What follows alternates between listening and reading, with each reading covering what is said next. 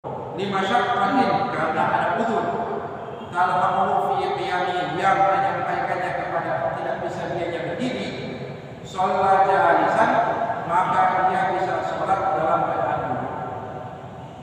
Ini sholat fardu.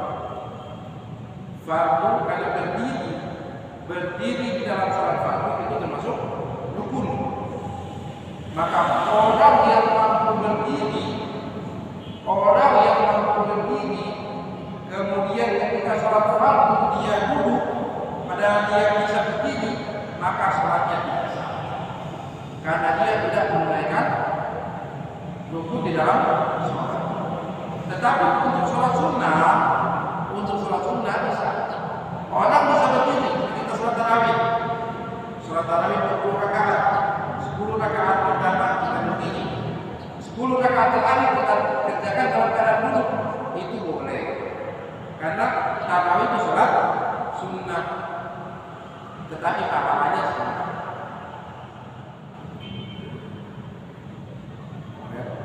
Ala ayyi hayatin sya'a, sebagaimana duduk yang dia bisa. Dia bisa duduk tasyahud, paling bagus itu duduk tasyahud.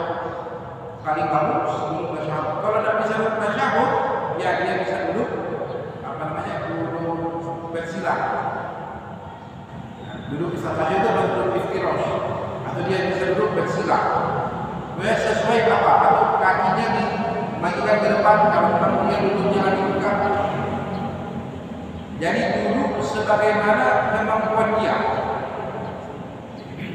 Walakin iftirashuhu fi mawdi'i qiyami afdal min tarabbuhi fil adhan.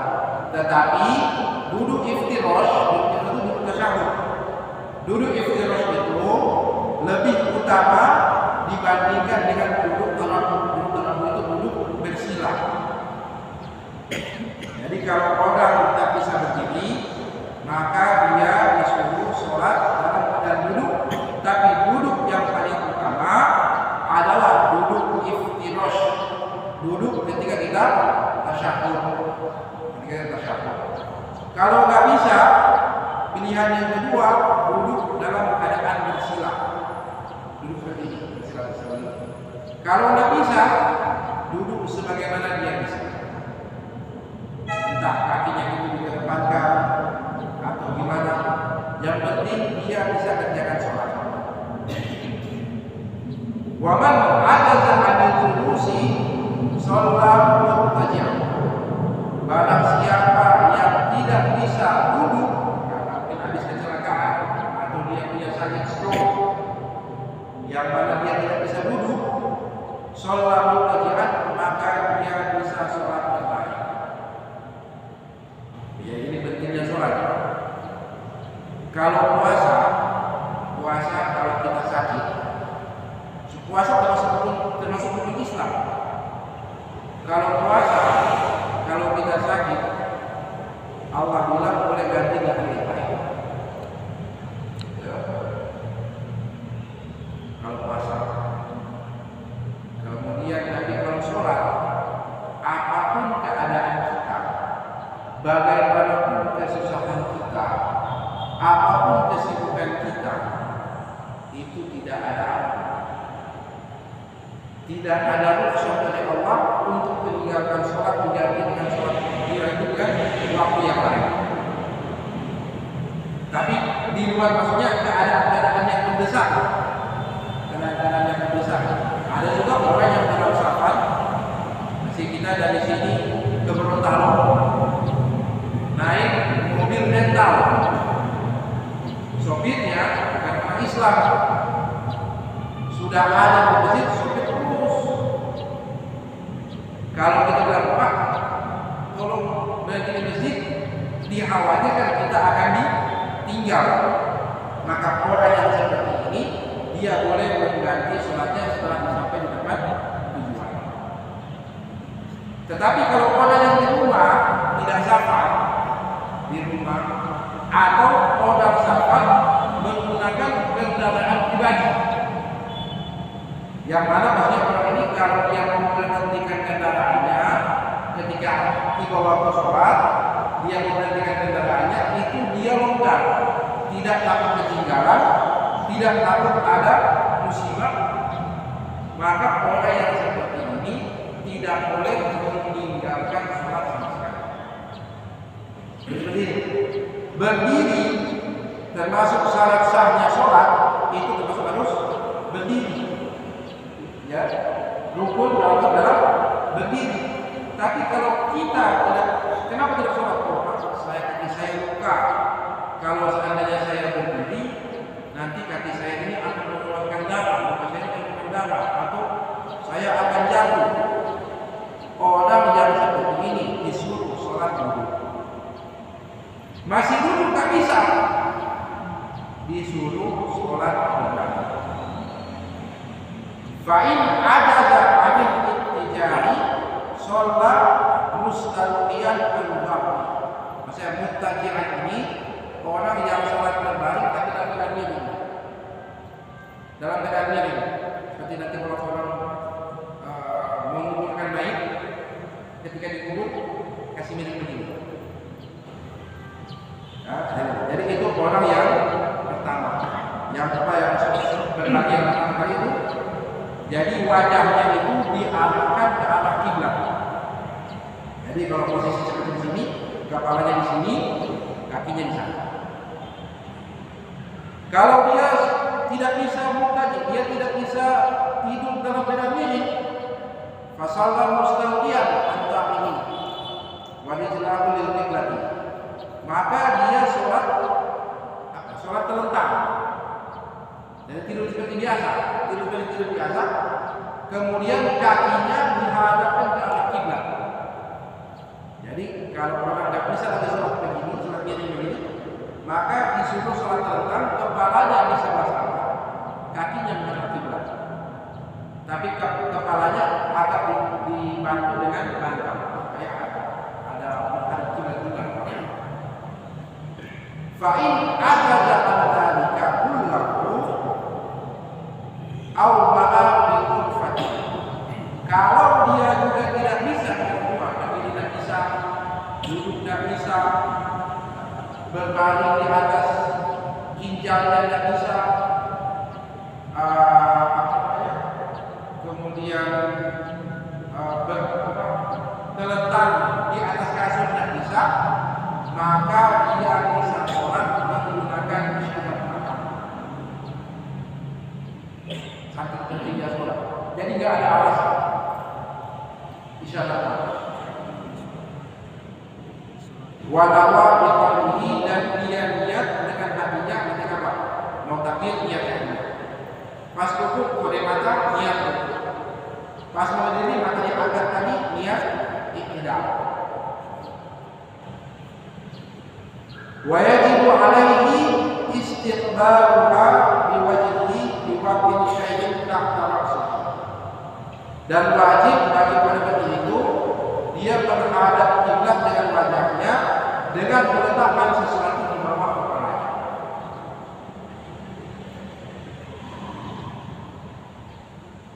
Wa yumiku bi ra'sihi fi ruku'ihi wa sujudihi, dan dia memberi isyarat dengan kepalanya fi ra'sihi, bi ra'sihi dengan fi ruku'ihi ketika dia niat rukuk, wa sujudihi dan dia niat sujud. Fa'in adada anil imani bi ra'sihi, kalau dia sudah nggak bisa lagi, nggak mampu lagi, sujud total, nggak bisa lagi isyarat dengan kepalanya, au ma'a bi ajfanihi, maka dia itu memberi isyarat dengan kelopak matanya, bukan tempat. Fa'in adada anil imani biha ajra arkani sholati ala qalbi. Kalau dia juga tidak bisa lagi, matanya juga sudah tidak bisa lagi, maka dia sholat dalam hati. Kalau orang dalam hati juga tidak bisa sholat, berarti dia sudah pakai dari teknik semua bungkus. Jadi intinya, apapun keadaan kita, sholat ini tidak boleh ditinggalkan. Apapun keadaan.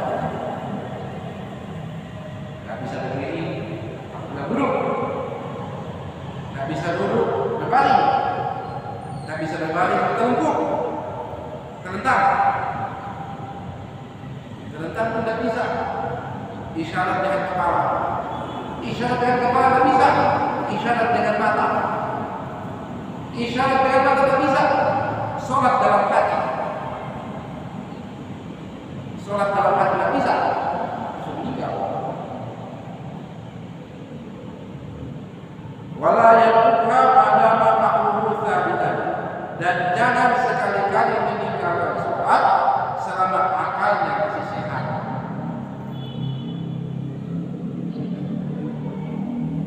Wal musalli qa'idan la qada alaihi wa la yaqusu li annahu ma'zur. Dan orang yang sholat fardu dalam keadaan itu, dia tidak wajib mengganti sholatnya ketika dia sembuh. Jadi ada orang sholat dulu karena sakit. Orang dulu misalnya contoh lututnya atau kakinya ada kesakitan, mungkin keseleo, mungkin kemendoa, atau dia akan olahraga yang lain. Terus kakinya keseleo dan dia tidak bisa berdiri lama. Kalau dia berdiri, kakinya sakit. Maka ketika kakinya sudah sembuh, jadi selama dia kakinya itu 3 hari. Maka selama 3 hari itu dia sholat dalam keadaan duduk. Sama nih, dia sholat dalam keadaan duduk. Kemudian kan dia melakukan pengobatan, terapi. 3 hari kemudian kakinya sembuh, sudah bisa berdiri. Maka sholat yang dia kerjakan duduk ketika kakinya masih sakit itu tidak perlu diganti ketika dia sudah sembuh.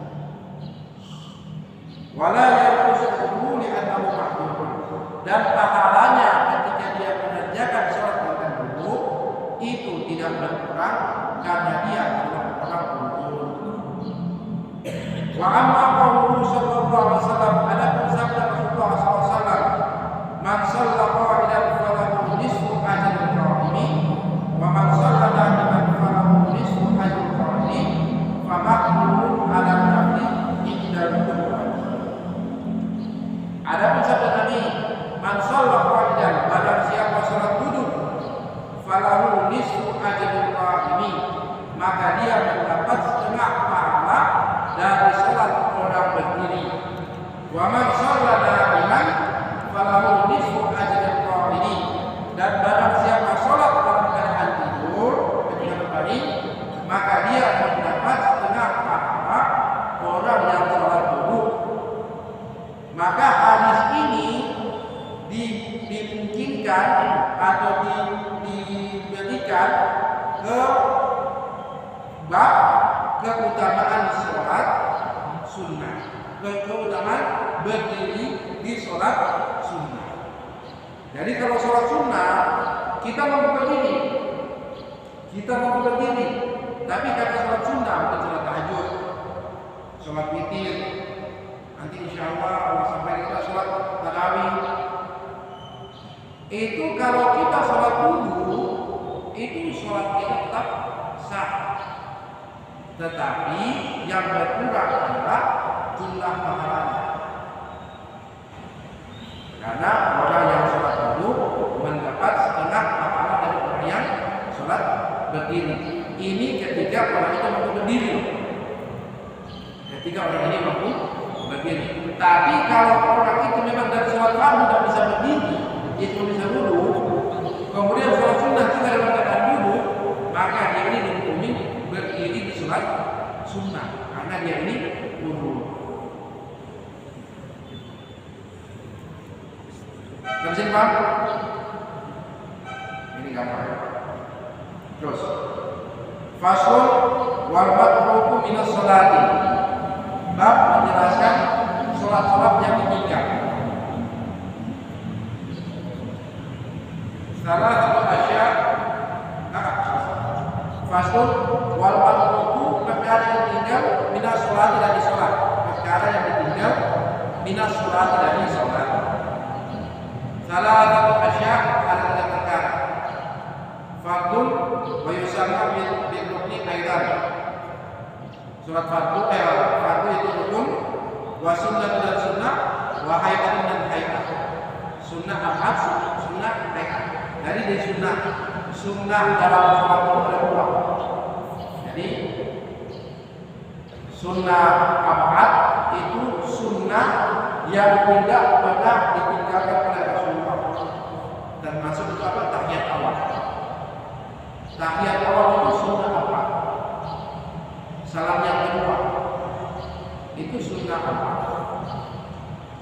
Sunnah-sunnah yang dikerjakan dan tidak pernah ditinggalkan oleh Rasulullah itu sunnah apa? Adapun sunnah hayat kadang-kadang dikerjakan Rasulullah, kadang-kadang dikerjakan Rasulullah. Wa bayyana al-musannif as-salatu fi qawlihi fal fardu la yaqumu anhu sujudus sahwi bal in dzakarahu al fardha wa huwa fi salati atabihi wa tammat salatuhu aw qadatuhu ba'da salami. Kemudian musannif menjelaskan yang tiga perkara dalam fardu itu fal fardu la yaqumu anhu sujudus sahwi adalah perkara-perkara yang tidak bisa diganti dengan sujud sahwi.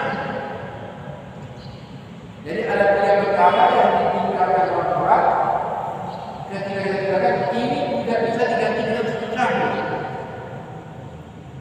Bagi tidak kamu, tapi kalau dia mengingatnya, wa huwa fi sholati maka dia sholat, atabihi maka dia harus mengerjakan lagi. Contoh, orang